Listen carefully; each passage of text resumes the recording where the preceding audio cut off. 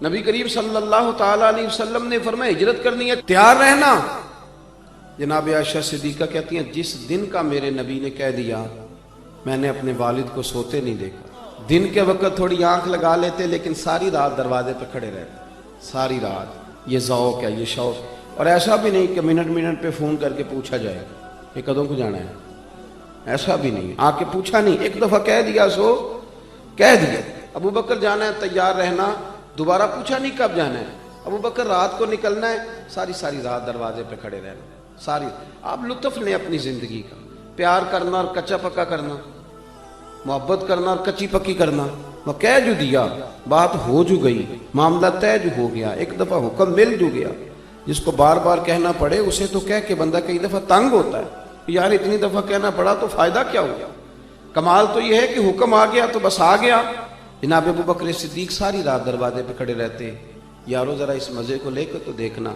جس دن ہجرت کرنی تھی اللہ کے رسول صلی اللہ علیہ وسلم تشریف لے گئے، حضور نے دستک دینے کے لیے دروازے پہ ہاتھ رکھا تو دروازہ کھلا ہوا تھا۔ اتنی بھی میرے محبوب کو تکلیف نہ ہو کہ میں دروازہ کھولوں، دروازہ کھلا تھا اور دروازے کے پیچھے کھڑے تھے۔ حضور بھی سارا کچھ ہی جانتے ہیں اور امت کو سبق دینے کے لیے فرمایا ابو بکر سوئے نہیں تو رو پڑے۔ عرض کی حضور جس دن حکم دیا تھا اس دن کبھی رات نہیں سویا، کھڑا ہوں بس آپ نے کہا جو تھا جانا ہے، پھر کچی پکی باتیں کرنے کا کیا معنی؟ ساری رات کھڑے رہے، ساری رات انتظار۔ اور پھر دیکھو لوگ کہتے ہیں کہ ساتھ رہنے سے نا محبت کم ہو جاتی ہے، زیادہ آنے جانے سے پیار واقعی ہو جاتا ہے، اس میں شک نہیں، قدر کھو دیتا ہے ہر روز کا آنا جانا۔ لیکن یہ بھی اندر کا ہی معاملہ ہے، کچھ کے ساتھ آپ جتنا زیادہ رہتے ہیں اتنی محبت بڑھتی رہتی ہے، عادت پڑ جاتی ہے۔ تو حضرت ابو بکر صدیق زیادہ تشریحات نہیں پوچھتے تھے، حکم اشارتاً اور کنایتاً بھی ہوتا تو بات کو سمجھ جاتے تھے، وقفے سے ملا کرو۔ ان کے کان میں بھی بات گئی، 3 نمازوں میں آئے نہیں، آئے تو پیچھے پڑھ کے چلے گئے، ظہر عصر مغرب ہو گئی۔ حضور نے ظہر کے بعد بھی پوچھا انس ابو بکر نہیں آئے؟ ظہر کے بعد بھی پوچھا ابو بکر جلدی چلے گئے؟ مغرب ذرا غور تو کرنا، ذرا اس کا ذائقہ تو لینا۔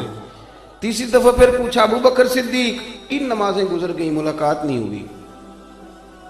کریم محبوب صلی اللہ علیہ وسلم نے تیسری دفعہ پوچھا تو حضرت انس کہتے ہیں میں پہنچ گیا، میں نے جا کے ابو بکر صدیق سے کہا کہاں گھوم رہے ہیں آپ، 3 دفعہ حضور پوچھ چکے۔ جناب صدیق اکبر دوڑے آئے، حضور حکم ہو، کہاں تھے؟